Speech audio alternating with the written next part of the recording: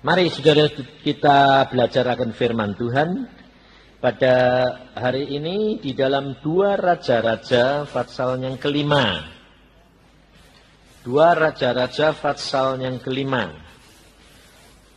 Ada beberapa hal yang Tuhan ingin supaya saudara mengetahui bahwa kunci-kuncinya ini diberikan oleh Tuhan supaya saudara dapat berkembang dan tidak terlambat. Di dalam 2 Raja-Raja 5 pasal yang pertama, Naaman panglima Raja Aram adalah seorang terpandang di hadapan tuannya dan sangat disayangi.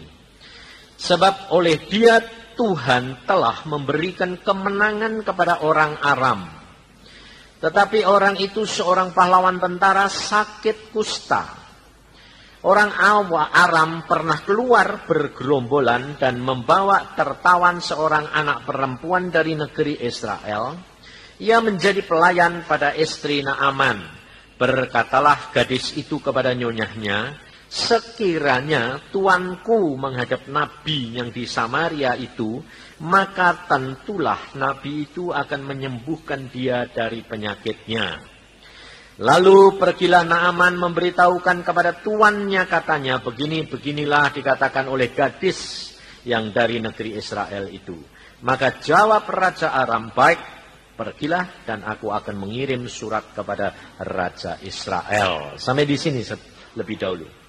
Saudara, coba kita perhatikan bahwa nama Naaman dan gadis kecil ini sampai ditulis di dalam Alkitab.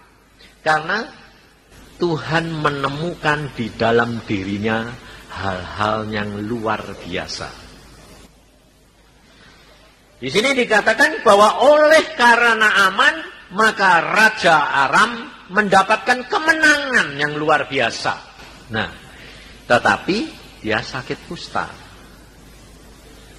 Nah, ini ada hal yang istimewa, saudara.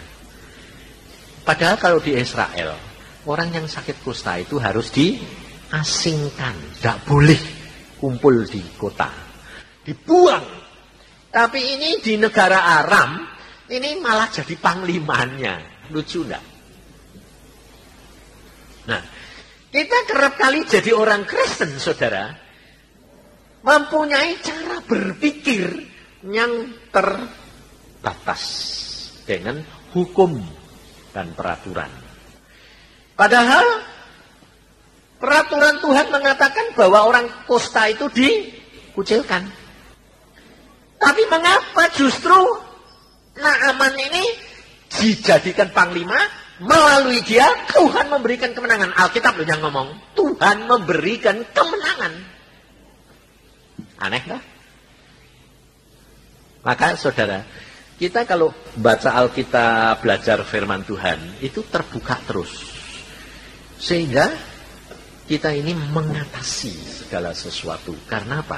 Karena berdialog dengan pimpinan Roh Al-Kudus.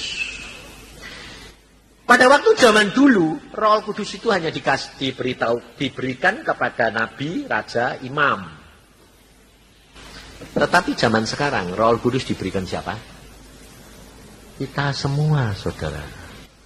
Tetapi kerap kali saudara masih apa? Masih terikat oleh apa? Hukum dan cara berpikir ini yang tidak berubah-ubah.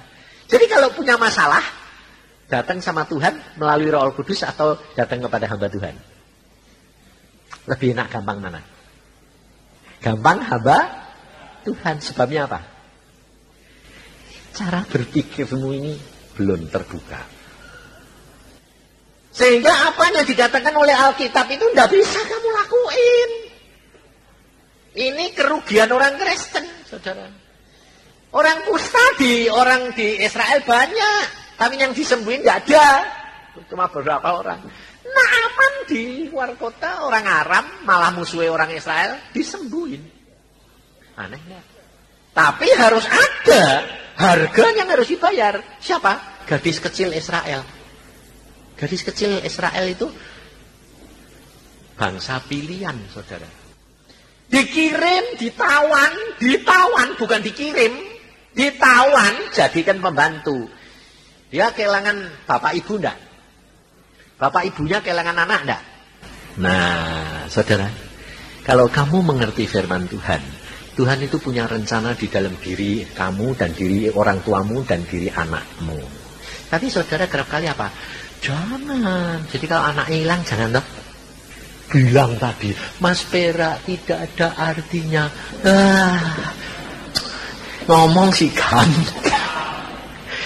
Coba kalau sungguhan kamu punya simpanan mbok kumpul bertahun-tahun done Bank BHS sampe lihat kabur bye-bye bersayap piye coba syok masuk rumah sakit jiwa. Maka dari itu saya katakan saudara bahwa masalah demi masalah itu baik supaya kita tahu bahwa kita ini belum lepas daripada kelemahan-kelemahan dan ikatan-ikatan itu. Tapi kuncinya di mana? Kuncinya itu di pikiran. Pikiran itu adalah berhala yang paling akhir, yang paling susah dilepaskan. Tapi orang Kristen senang tuh sama berhala pikirannya. Karena apa? Enak sih. Ya toh? Kepuasan. Makanya pil ekstasi sekarang laris. Karena apa? Pikirannya dikuasai sama obat itu. Jangan kira ada orang Kristen banyak orang Kristen yang makan ekstasi. Kenapa? Karena tidak mengalami pribadi dengan pengalaman dengan Roh Allah Kudus. Karena apa? Karena Roh Allah Kudus tidak kelihatan. Kalau pil kan kelihatan. Telan langsung berpengaruh. Kepengennya kamu gitu dah. Nah, cara berpikirmu itu instan. Jadi dek sembayang ya langsung blek jadi gitu ya. Nah, jadi yang jadi Tuhannya siapa? Hah? Jadi Tuhannya siapa? Pikiranmu jadi Tuhannya. Jadi Tuhannya diatur. Makanya tidak sampai-sampai. Kenapa saya berani ngomong gitu? Sebab saya ngalami sendiri. Saya pernah muda, tidak langsung toh saya jadi tua, tidak bisa dong. Saya pernah muda, jadi saya tahu pikiran yang anak muda ini. Kalau nyanyi sih gampang, Mas Perak, coba. Anak muda tanya ini, ya Pak itu kan gampang untuk orang tua yang sudah ngalami. Kalau kita belum ngalami, makanya kalau saya didik anak-anak saya, alami nak. Tapi ada satu hal yang saya pesan ayahmu. Apa? Kamu mau ngalami seperti Bapak atau mau cepat? Dia bilang, wah kalau saya ngalami kayak Papa, dididik Tuhan 33 tahun, sedang Tuhan datang aku tidak nikmati. Betul? Bagaimana supaya cepat? Kamu belajar apa yang Papa alami, kamu potong kompas. Kamu ambil kunci-kuncinya. Setelah itu bawa di hadapan Tuhan, mana Tuhan yang cocok buat saya, aku jalani. Nah, itu saudara. Jadi jangan kira kalau anak saya lalu semua jadi penginjil. Enggak.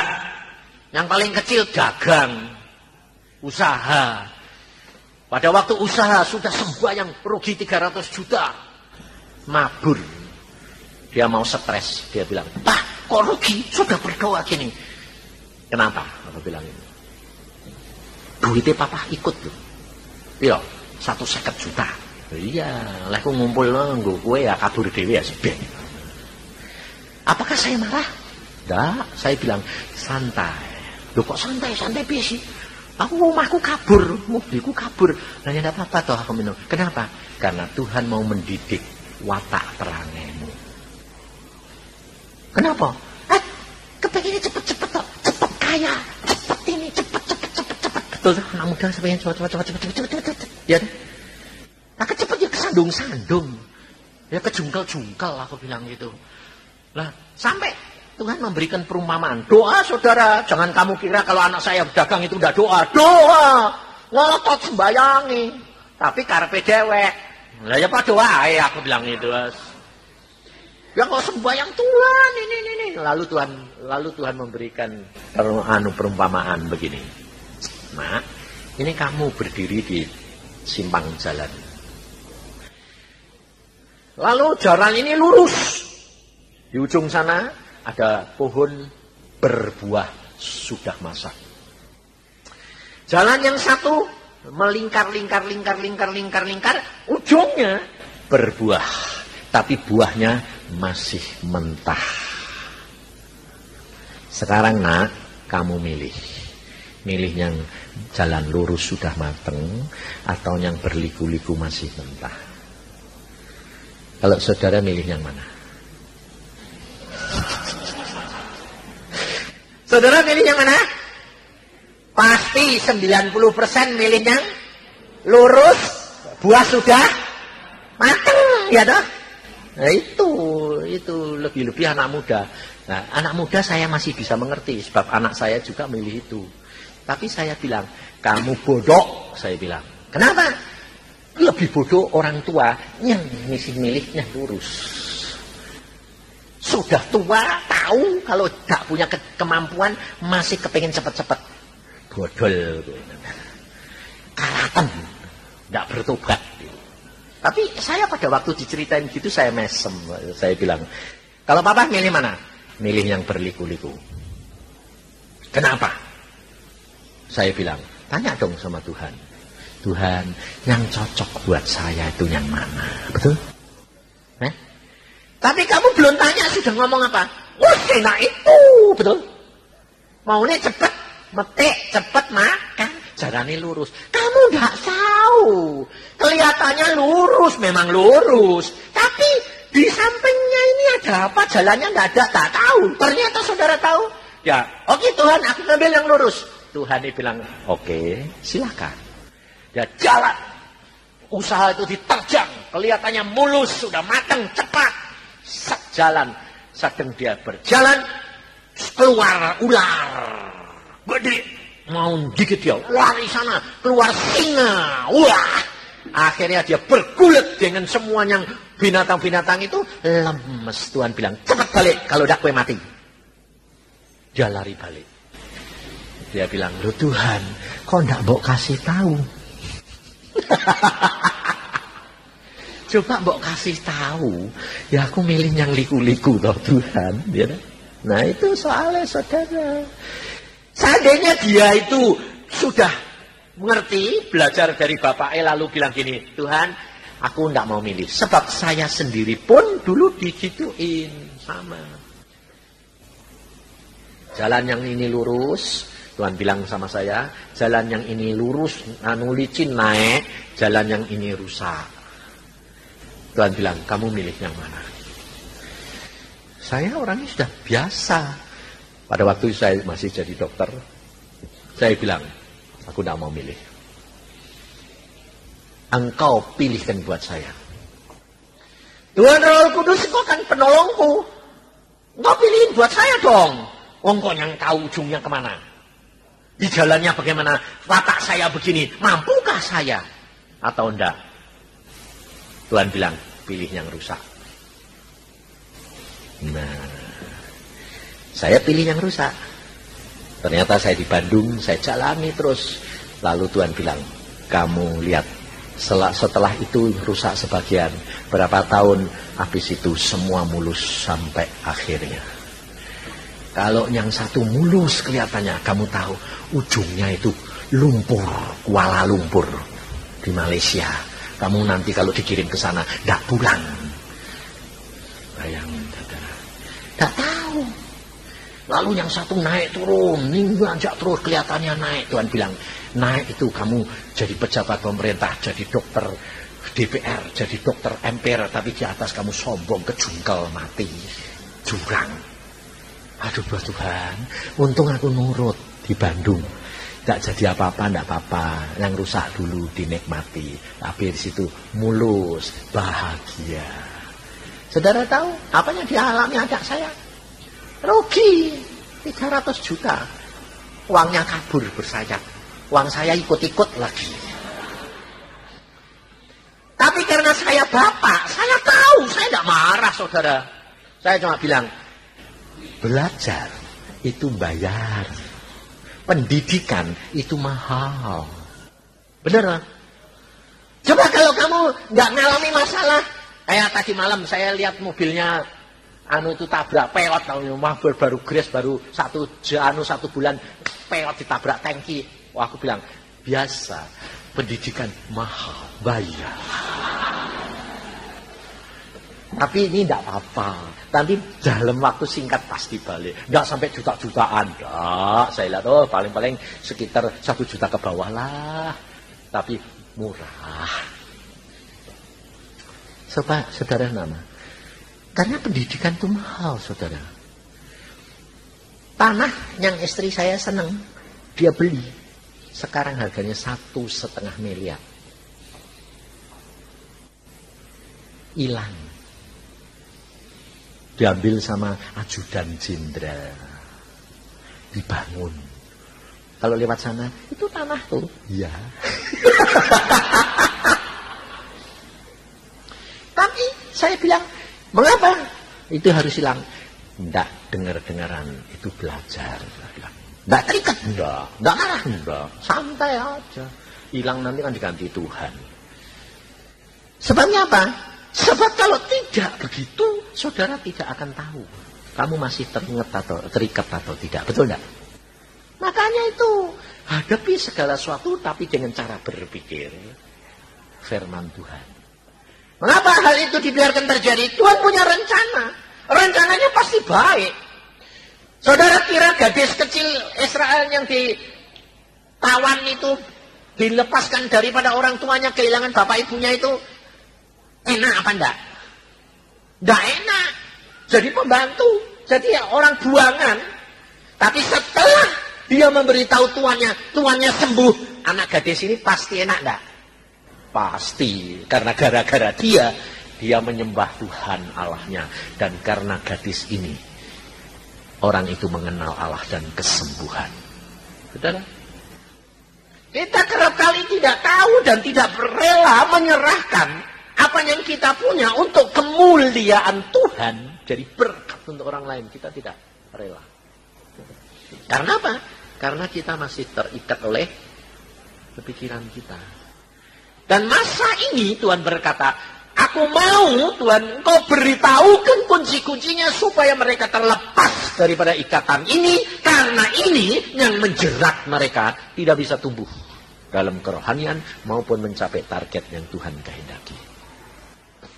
Padahal Tuhan berkata, di dalam akhir zaman ini tidak ada yang dapat dikendalikan oleh pikiran lagi. Semuanya tanpa kecuali mendadak terjadinya. Engkau lihat situasi sekarang aja, negara-negara kacau semua. Ya kan? Nggak bisa diduga. Siapa yang mengira gedungnya BAS bagus-bagus ini bangkrut, tahu-tahu bukan bangkrut, dilikuidasi kayak begitu. Siapa yang mengira? Nggak bisa ditebak. Tapi kita harus belajar. Kalau engkau tidak melekat kepada pikiranmu dan kepada dunia ini, saya jamin Tuhan Yesus sudah janji. Coba perhatikan di dalam Wahyu. Sebab Tuhan Yesus sendiri yang janji kepada kita di dalam Wahyu pasal yang ketiga ayat yang ke-10.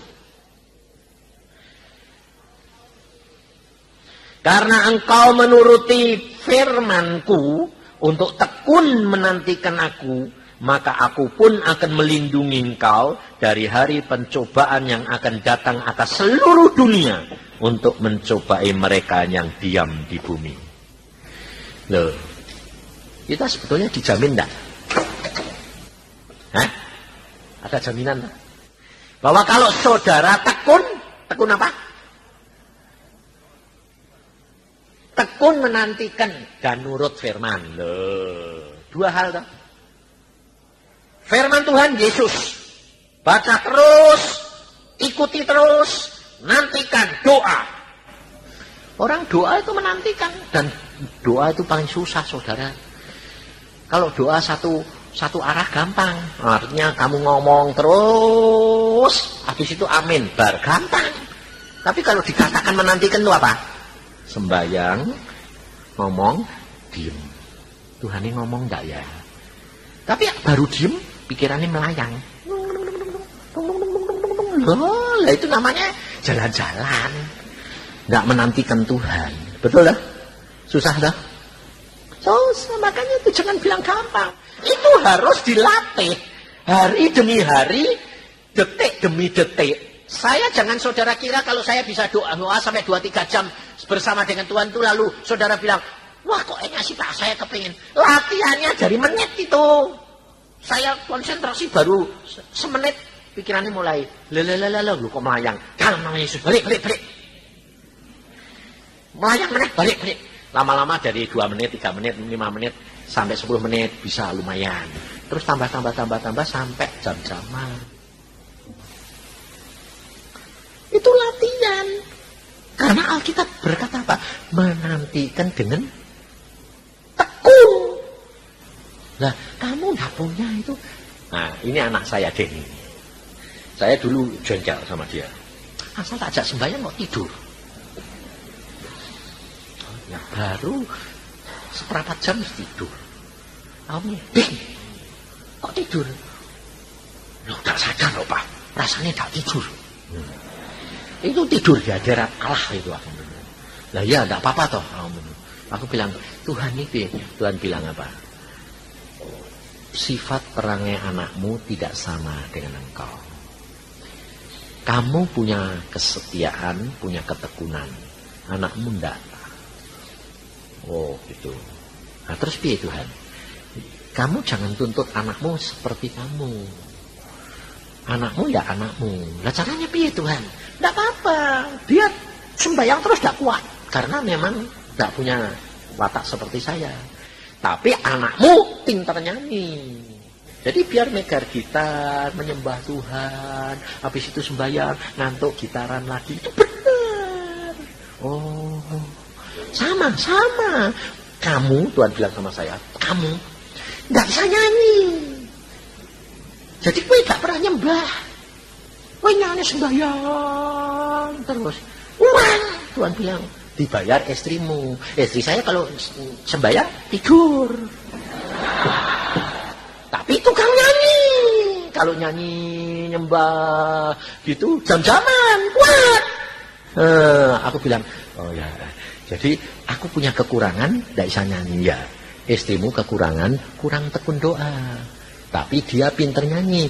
Kekuranganmu ditambah dibayar dia, kekurangan dia kamu yang bayar. Klop enggak? Sempurna enggak?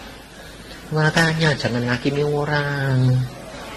Jangan bilang, ya aku gini-gini, suamiku gini-gini. Jangan. Semua itu indah pada waktunya. Gak dong, kawin jelek baik kok enak. Wong sak bapak ibuwe kakak adik ribut tok. Aja meneh ketemu gede. Pada waktu pacaran kan belum buka-buka, ndak ketok. Setelah kawin buka-bukaan ketok-ketok kabeh. Wah. Coba ngerti, nggak mau. Lah ya makanya deh pacaran coba buka-bukaan. Tapi zaman saiki belum kawin wis buka-bukaan. Lah pasti ganti pacar terus. Lah karena apa? Tuhan tidak mau begitu. Tuhan pun berjalan apa? Langkah demi langkah. Tuhan tidak bukakan semua. Kalau dibukakan semua, tidak bakal kamu sampai. Tapi Tuhan membuka langkah. Sudah sampai waktunya dibuka lagi. Sudah sampai waktunya dibuka. Kenapa? Karena Tuhan tahu kelemahan-kelemahan kamu. Tuhan tahu kelebihan kamu. Tidak bisa, saudara. Kita harus belajar dengan Tuhan. Itu luar biasanya apa? Kamu mengerti pikirannya Tuhan, sehingga kamu dapat belajar dari watak dia. Kamu tahu kelemahan-kelemahanmu, kamu tahu kelebihan Tuhan. Dia akan menolong kamu.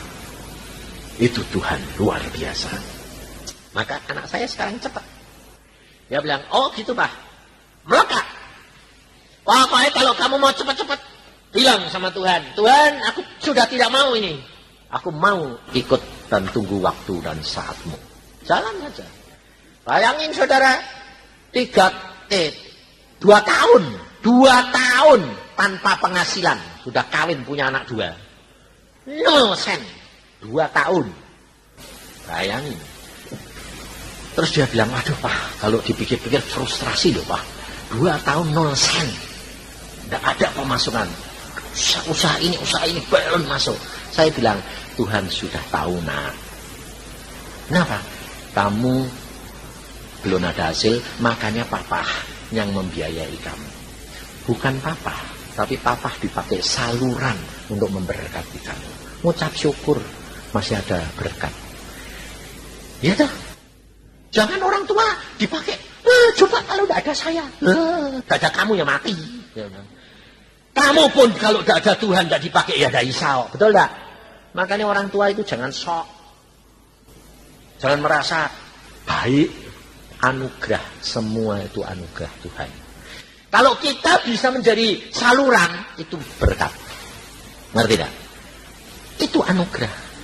Karena menjadi berkat buat orang lain.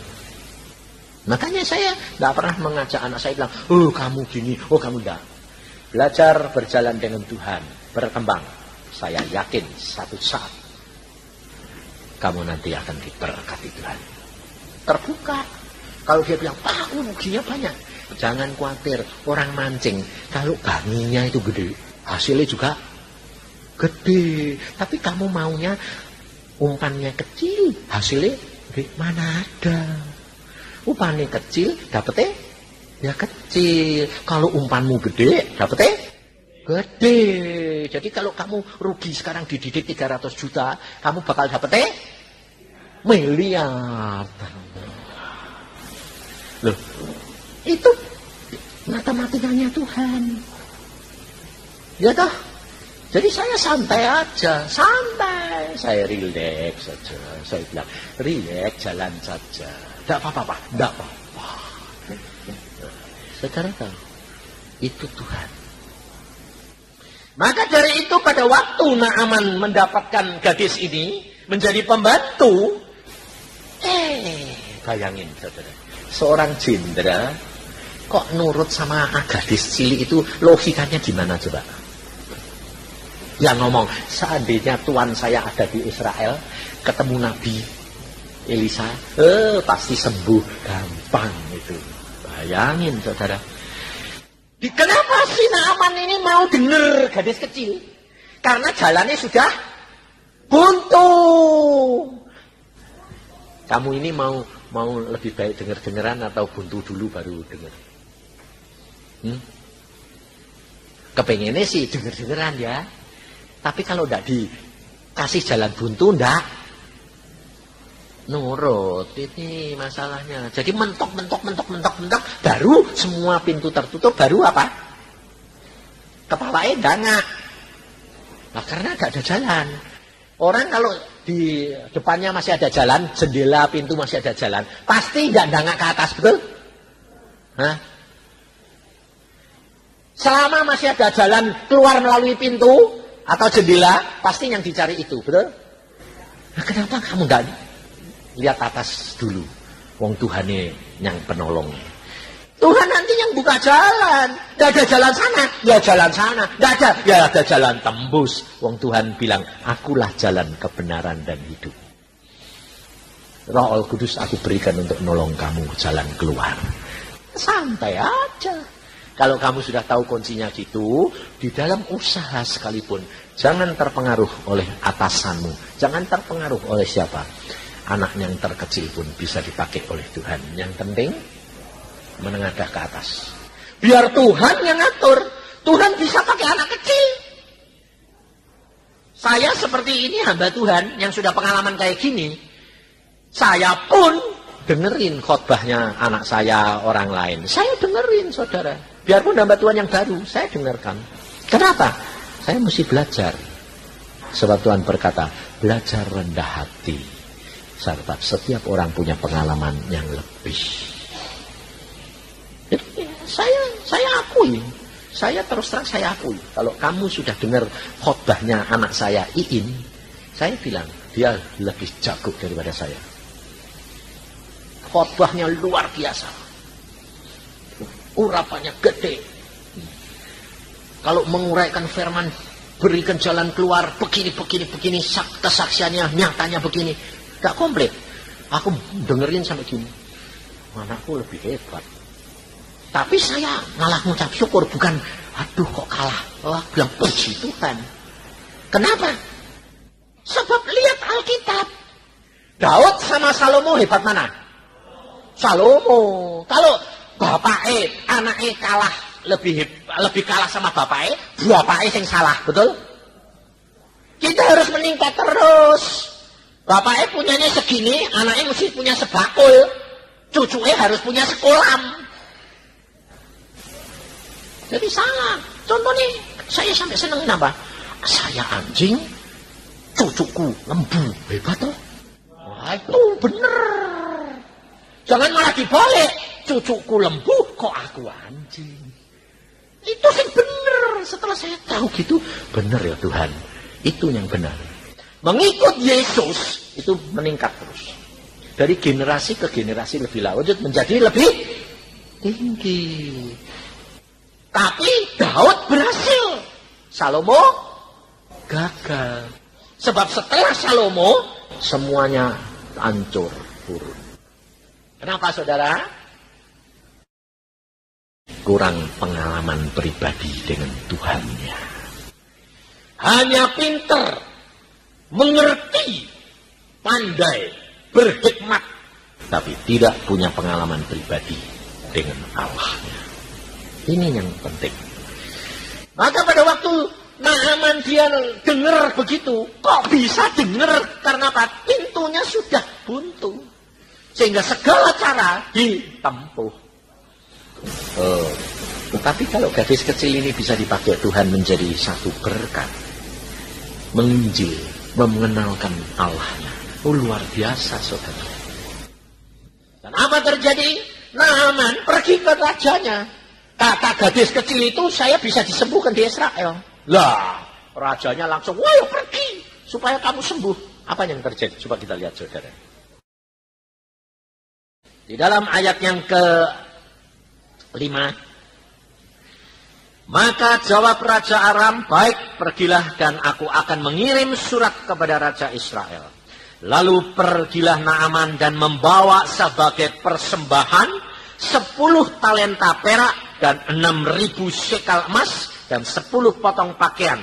Ia menyampaikan surat kepada Raja Israel dan berbunyi, sesampainya surat ini kepadamu, maklumlah kiranya bahwa aku menyuruh kepadamu Naaman pegawaiku, supaya engkau menyembuhkan dia dari penyakit kustanya. Nah, saudara perhatikan, ini pikiran manusia.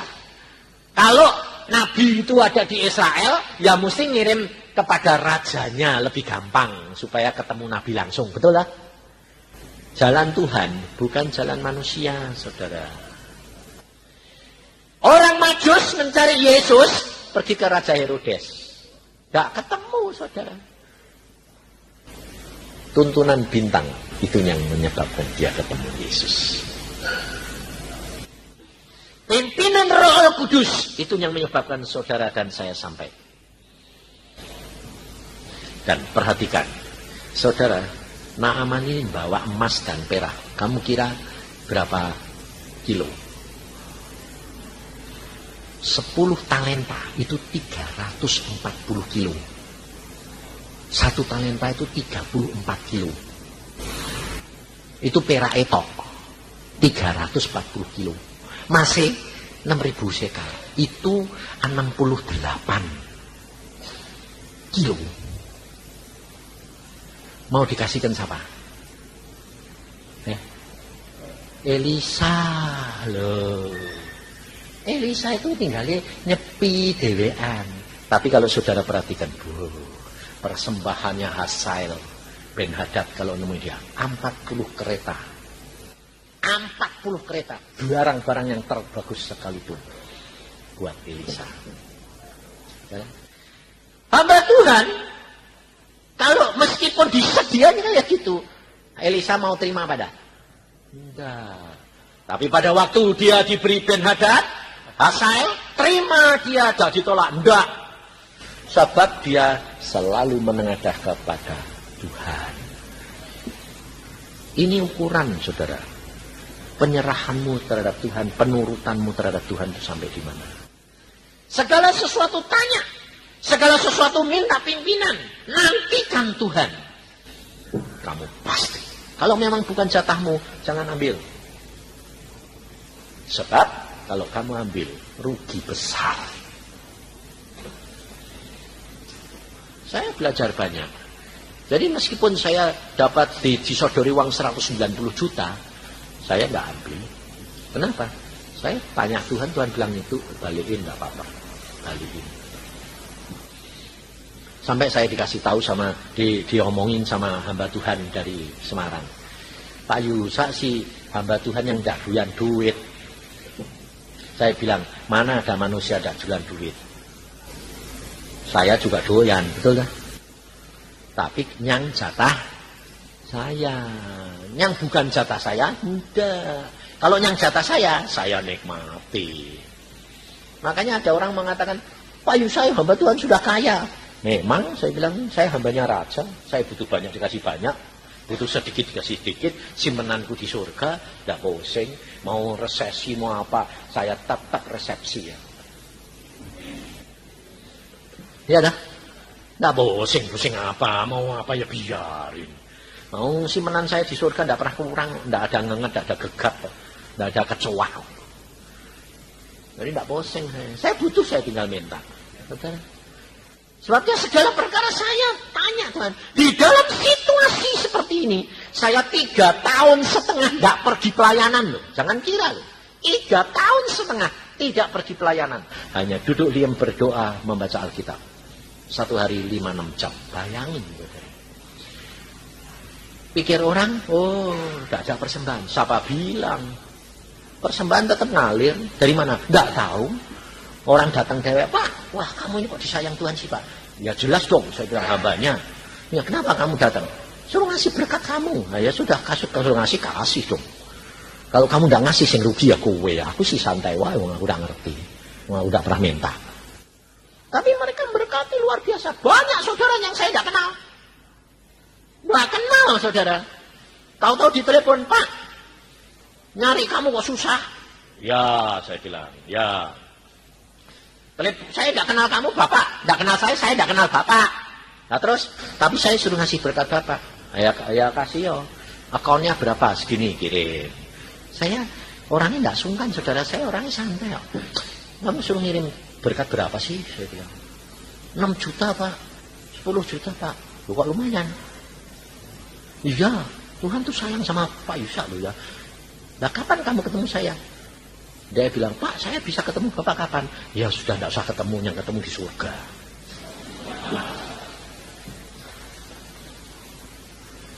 Saya orangnya tidak pernah pusing. Tapi mengalir terus.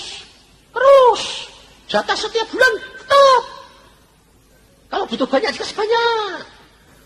Itu Tuhan. Makanya kalau kamu sudah ngalami, baru kamu percaya Tuhan itu luar biasa. Naaman pergi ke sana bawa berkat begitu banyak, saudara. Dan akhirnya dia ketemu sama Elisa. Pikir Naaman, coba perhatikan. Pikir Naaman di dalam ayat yang 11. Tetapi pergilah Naaman dengan gusar sambil berkata, aku sangka bahwa setidak-tidaknya ia datang keluar dan berdiri memanggil nama Tuhan Allahnya, lalu menggerak-gerakkan tangannya di atas tempat penyakit itu, dan dengan demikian menyembuhkan penyakitku. Loh. Ini loh saudara. Kenapa Naaman gusar? Karena tidak sesuai dengan pikirannya. Loh. Mengapa kamu berdoa? Mengapa kamu berusaha? Tidak pernah sampai. Karena pikirannya Tuhan tidak cocok sama pikiranmu. Kehendaknya Tuhan bukan kehendak kamu. Makanya kita harus belajar firman Tuhan supaya kita mengerti kehendaknya Tuhan, kita menyocokin dia, betul kan? Kalau Tuhan mau nyocoki kamu tuh, Tuhan pinter, Tuhan maha kuasa gampang. Tapi kamu yang nyocoki Tuhan susah. Makanya baca terus. Lalu kamu bilang, saya sudah baca loh Pak, Alkitab ini 2 kali habis. Tapi kok belum ngerti? Tidak apa-apa. Ada orang yang pinter sebelum baru sekali sudah ngerti. Saya sampai 100 kali tetap belum ngerti-ngerti sampai saya ini. Kenapa? Nah, dibuka baru terus sama Tuhan. Loh kok baru lagi Tuhan? Sampai kamu mati, tidak akan selesai. Alkitab berkembang terus. Soalnya banyak rahasia yang saudara belum tahu, saya belum tahu. Sebab di dalam Alkitab, itu di dalam Wahyu ada tulis, ada kitab yang termeterai, ada kitab yang tertutup. Ya toh? Tapi sekarang mulai dibuka sama Tuhan melalui komputer. Kitab itu dibuka sama Tuhan melalui komputer. Pada waktu saya baca bahwa ada 2 saksi mati di Yerusalem, 3 hari 3 malam tidak boleh dikubur, karena pada waktunya nanti Tuhan mereka akan memperlihatkan, seluruh dunia akan menonton 2 saksi Tuhan itu selama 3 hari 3 malam mati, tidak boleh dikubur. Waktu tahun 50 saya baca Alkitab itu, saya bilang gini, mana mungkin seluruh dunia lihat matinya di Yerusalem. Tuhan berkata kepada saya, nanti saatnya kamu akan lihat. Tahun 65, 15 tahun kemudian, Tuhan baru ngomong sama saya, kamu lihat badminton ini di mana? Oh ya, ini di London. Lah kok kamu bisa lihat di Indonesia? Iya. Ingat tahun 50 aku ngomong, pada waktunya nanti orang saksiku itu mati ditonton seluruh dunia. Oh, maksudmu TV? Ya. Karena aku belum buka, karena belum ada alatnya, jadi kamu belum ngerti. Tapi nanti kalau sudah waktunya sampai, TV ada, sekarang di mana-mana gampang dilihat, betul? Itu Alkitab, saudara, pada waktunya dibuka. Rahasia-rahasia hidup, semua sudah diatur oleh Tuhan. Sekarang orang-orang pintar, ahli-ahli matematika membuktikan bahwa Alkitab adalah kitab yang luar biasa. Semua kejadian di dalam dunia sudah ditulis di dalam Alkitab. Yang membuktikan bukan orang Kristen, justru orang tidak percaya. Tapi dia berkata, Alkitab itu luar biasa. 3000 sebelum kejadian sudah ditulis di dalam Alkitab. Mereka yang buktikan, orang pintar-pintar. Bukan Tuhan. Tuhan tidak perlu membuktikan. Maka dari itu kekristenan kita harus benar-benar baca, karena pada waktunya disingkapkan oleh Tuhan. Saudara bilang, oh sudah tertulis. Kalau Indonesia ini terjadi kebakaran hutan di mana-mana, asap lalu mempengaruhi negara-negara, tertulis di dalam Alkitab enggak? Tulis, di dalam kitab Yoel sudah ditulis bahwa nanti akan terjadi kegoncangan langit dan bumi dan gumpalan-gumpalan asap. Nah, jadi itu kejadian sekarang saya bilang, biasa, sudah ditulis. Wah Pak, pesawat pada jatuh, biasa, sudah ditulis. Jadi Pak Yusa kalau naik pesawat tidak takut? Enggak.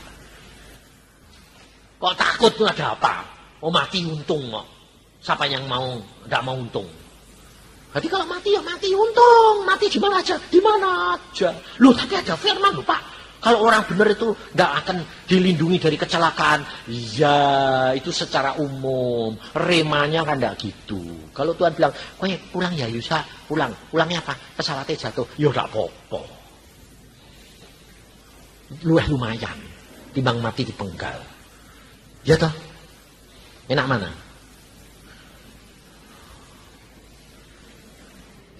Pasti kamu bilang, ya enak mati biasa. Ngatur Tuhan meneh. Nah, pikiranmu ini belum nyerah belum ya Tuhan. Memang nyerah itu susah saudara. Nah kalau gitu nggak boleh ada keinginan Pak. Boleh nggak? Boleh. Kalau nggak punya keinginan mati yo.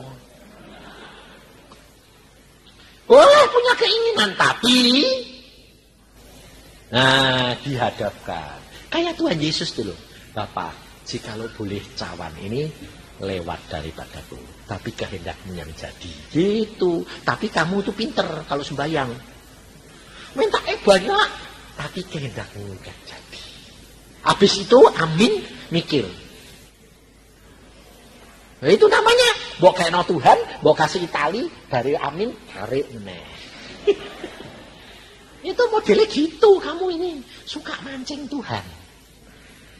Habis itu mulai mikir meneh, teng ini piye, teng ini piye, teng ini piye. Nah, teng ini piye, muter terus, stres kowe. Nanti kalau sudah stres mentok pada, ya Tuhan, kehendak mudah, telat. Makanya jangan terlambat, relax.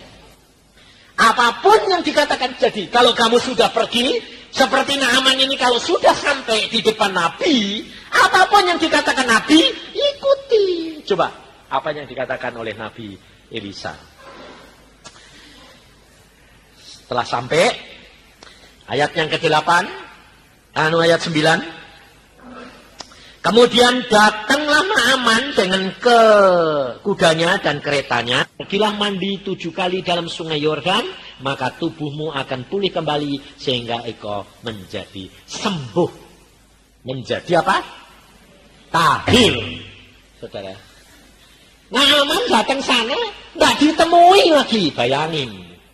Yang nemuin pembantu nih, bayangin. Coba seandainya saudara datang ke rumah saya sudah dari Surabaya ke Bandung, mau ketemu saya, minta doa bersama, terus aku bilang, pembantu saya bilang, kasih tahu, suruh mandi di sungai, nyilam 7 kali, sudah suruh pulang.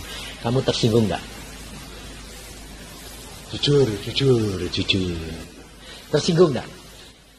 Tersinggung nggak? Kalau tersinggung masih ada apa? Nah, gengsi dah. Gengsi sombongan enggak? Iya. Makanya kerap kali ada anak Tuhan datang, ada loh ini, orang Surabaya kalau tidak salah. Datang lagi saya, naik bis, datang jam 11 malam tiba di Bandung. Ngetok saya, aku sudah tidur, bangun, saya bilang, ada apa? Pak, saya ini mau tanya, tanya apa? Pekerjaan saya begini. Saya langsung bilang, kamu ini datang ke Bandung cuma sekedar tanya. Iya, kamu salah alamat kalau tanya Yusa. Dan ternyata Tuhan tidak mau jawab kamu. Sekarang kue tak antar lagi ke Stanplat pulang.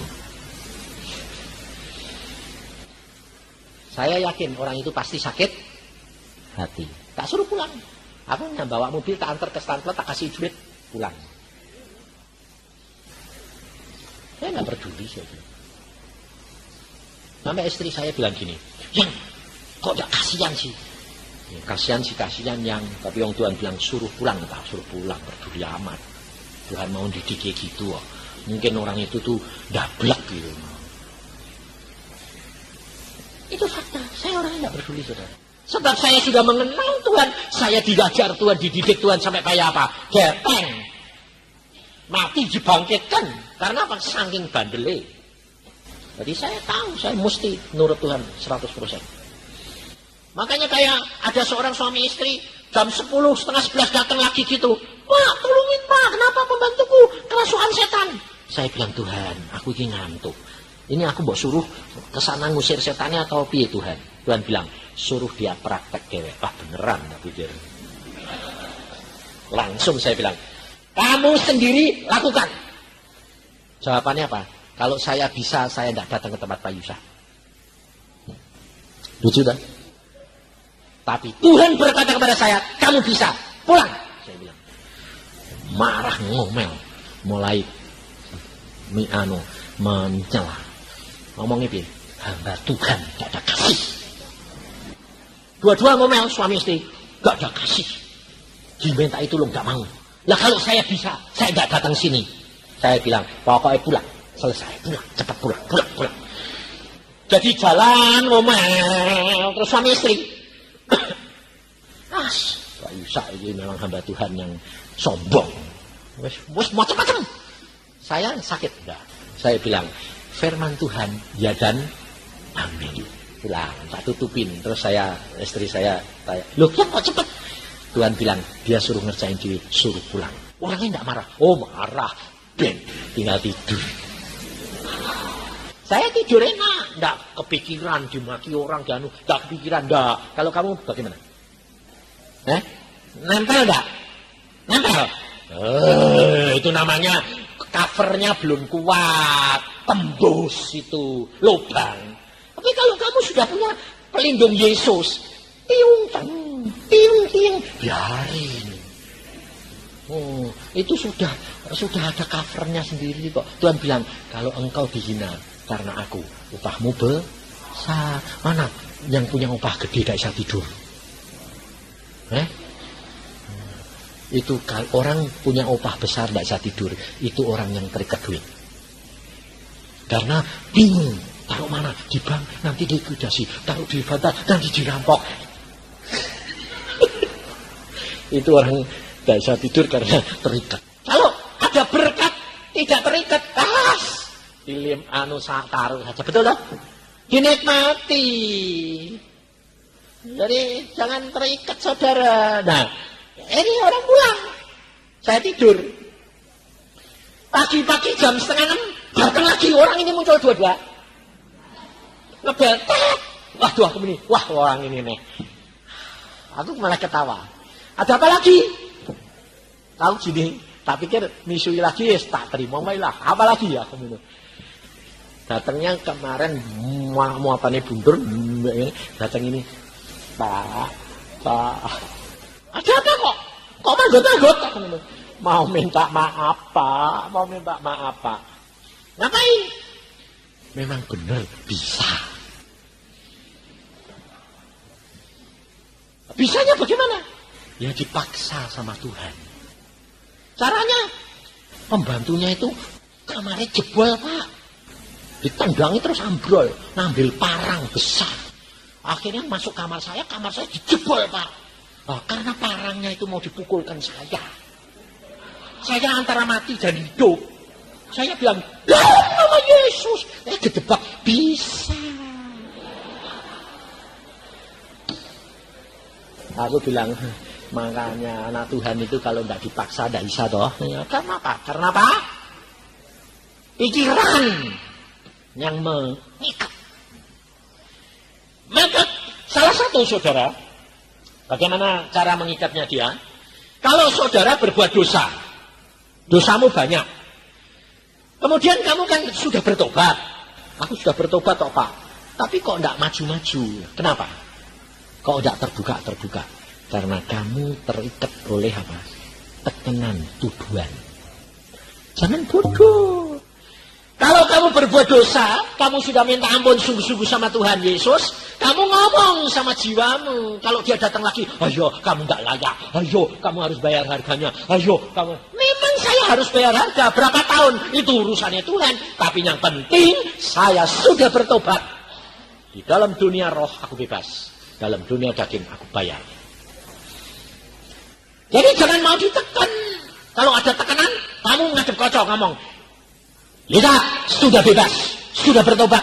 Jangan mau ditekan. Sebab Tuhan tidak pernah mau menekan dan mau menuduh. Tuhan mau mengampuni dan orang yang bertobat Tuhan senang. Ini salah satu ikatan loh saudara. Sehingga orang itu kan depresi terus serba salah. Lagi member. Salah. Sudah salah ya sudah. Bertobat. Tidak usah pusing. Tidak usah. Ya Pak, tapi pikiran mesti tapi bertimbang mesti rugi gue aku minum. Tapi ngomong sama jiwamu. Loh, kok kayak medan? Memang bener. Gue wis mulai strip aku bilang. Pikiran ini yang bahaya saudara. Dibebaskan. Jadi jangan kaget. Kalau nanti kamu ada yang praktek di kamar, jadi jangan pada kaget. Kalau ngomong gini, kamu harus bertobat ya, kamu masih kok marah ya, kamu bertobat, itu biasa, itu normal malahan. Itu orang Kristen. Jadi jangan kaget. Nanti kalau saya ajari begini, lalu kamu jadi begitu, jangan kaget. Tapi kamu lihat hasilnya luar biasa. Banyak saudara yang bilang gini, benar Pak, luar biasa Pak. Saya barusan dapat telepon di mau kesini. Pak Yusa, anak saya ini, perempuan ini kumat Pak. Stresnya kumat, anunya kumat, jadi ngomong sendiri gak karu-karuan. Saya berdoa, Tuhan ini biru. Dia sendiri suruh ngelakuin. Langsung ngomong sama, sudah didoain Pak, sama saya, sama istri saya, sama, wah gak bisa apa-apa. Jangan bilang sudah didoain gak bisa apa-apa. Karena kamu kurang percaya. Sekarang saya ngomong sama kamu. Selesai telepon, ngomong. Dalam nama Tuhan Yesus, aku usir kamu. Diam.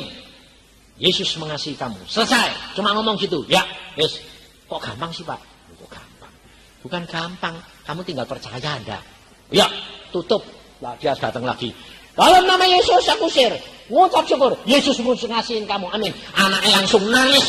Puji Tuhan, sembuh. Sebentar lagi, 5 menit, telepon saya lagi. Tering saya. Ada lagi. Bener Pak. Kok ya gampang. Lah ya wis aku bilang, ya tapi kan Pak Yusak sing ngomong ngawur. Sing sembahyang sapa? Aku apa kowe?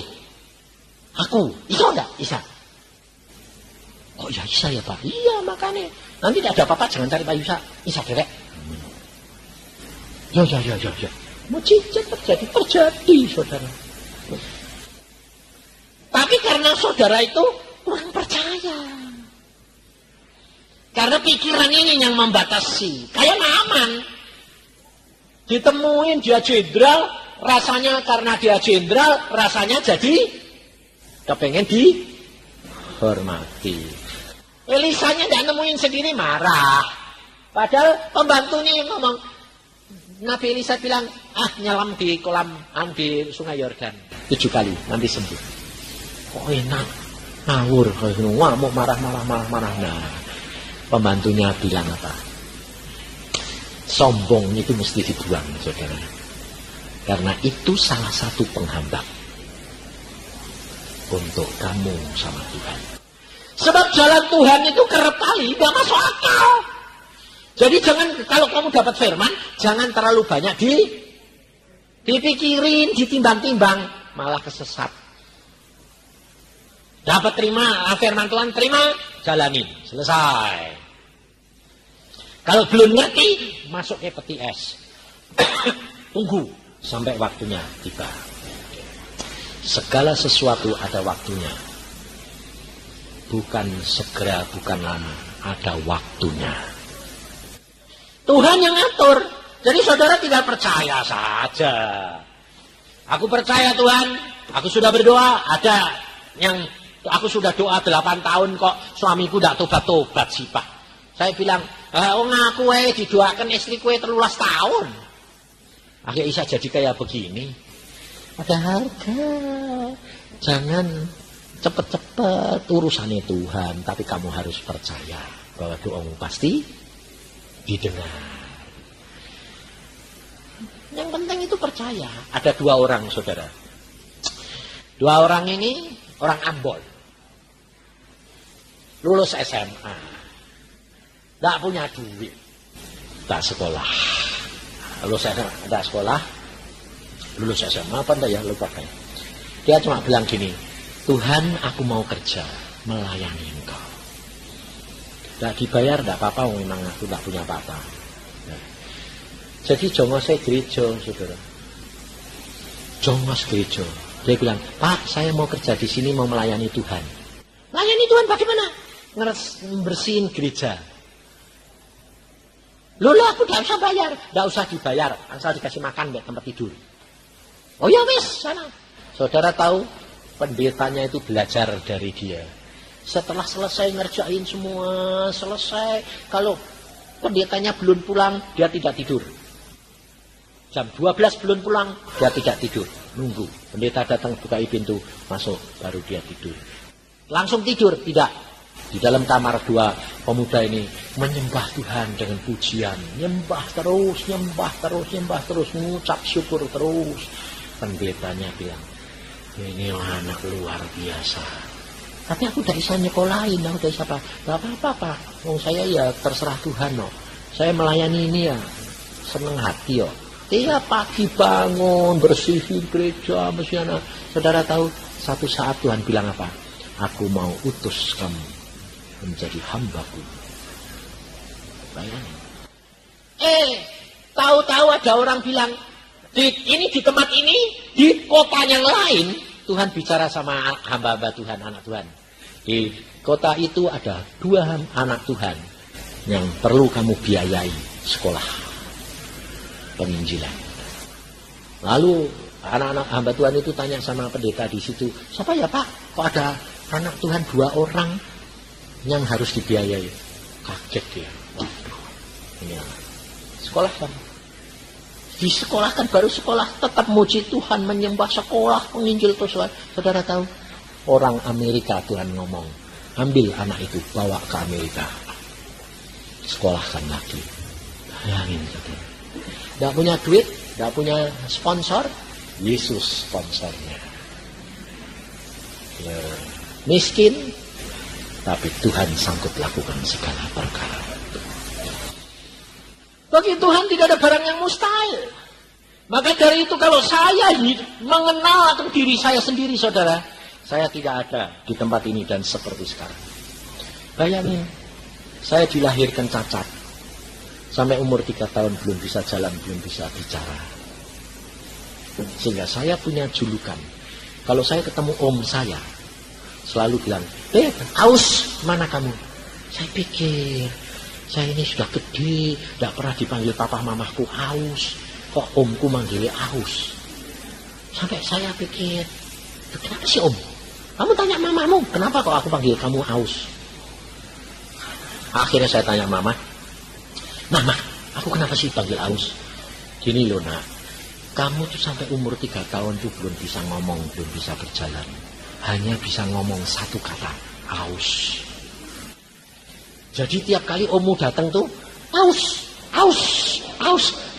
Jadi kamu tuh sampai gede dipanggil Aus. Pantesan saya waktu sudah umur 17 Tuhan cerita sama saya. Kamu perhatiin, waktu saya suruh sekolah sama Tuhan ke Semarang. Kamu umur berapa? Oh ya ingat, umur 14. Umur 14, 2 tahun setelah saya dipanggil Tuhan bilang, kamu sekolah ke Semarang. Baru kelas 3 SD. Umur 14, kelas 3 itu anak pinter atau goblok? Hah? Tapi sekarang kalau kamu tahu saya sekarang kayak gini jadi dokter gigi, kamu berani ngatain saya goblok?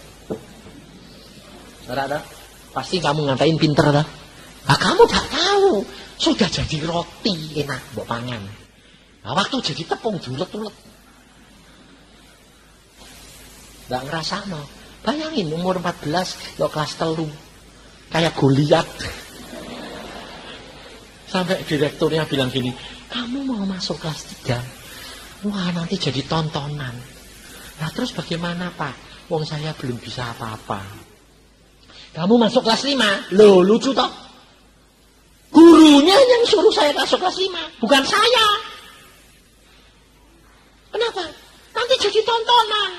Di kelas 5 aja jadi tontonan, apalagi jadi umur 14 kok kelas 5. Wong harusnya sudah SMP, kelas 3. Aku bilang, ya sudahlah Pak.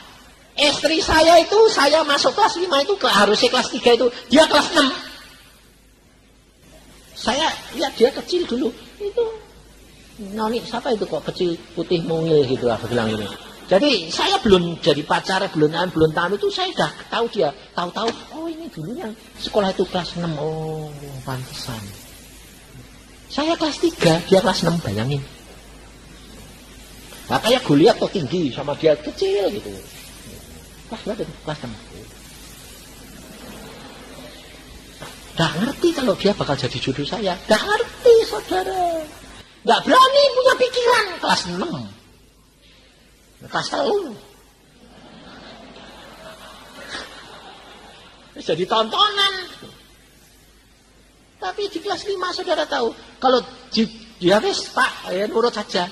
Apa langsung masuk terus Tuhan tolong gitu. Kok enak. Nangis setiap hari. Ya habis masuk sekolah dari jam 7 sampai jam 1 gak ngerti apa-apa. Lah anak kelas 3 disuruh masuk kelas 5, gak ngerti apa. Aku bilang Tuhan, gak ngerti, tapi di kelas aku gak pernah nangis. Saya orangnya tegar di hadapan manusia. Tapi di hadapan Tuhan saya hancur hati. Pulang nangis, Tuhan, aku tuh bukan sekolah kelas 5 gak bisa apa-apa. 1, berhitung gak bisa, baca gak bisa. Gak ada yang bisa, apalagi aku di sekolah kekuoi. Aduh, apa? Gak ngerti, tulisannya gak ngerti, baca gak ngerti. Apa Tuhan? Lalu Gurunya bilang apa? Kalau nanti 3 bulan ndak lulus, ndak bisa, tak turun ke kelas 4. 3 bulan di kelas 4 ndak bisa, turun kelas 3. Coba. Harapannya itu apa? Coba harapannya itu apa? Nggak ada. Tapi bulan pertama air mata, bulan kedua air mata. Baru bulan ketiga mau diturunke, wis mepet toh. Baru Tuhan bertindak. Tuhan bilang, kamu tidak akan diturunkan.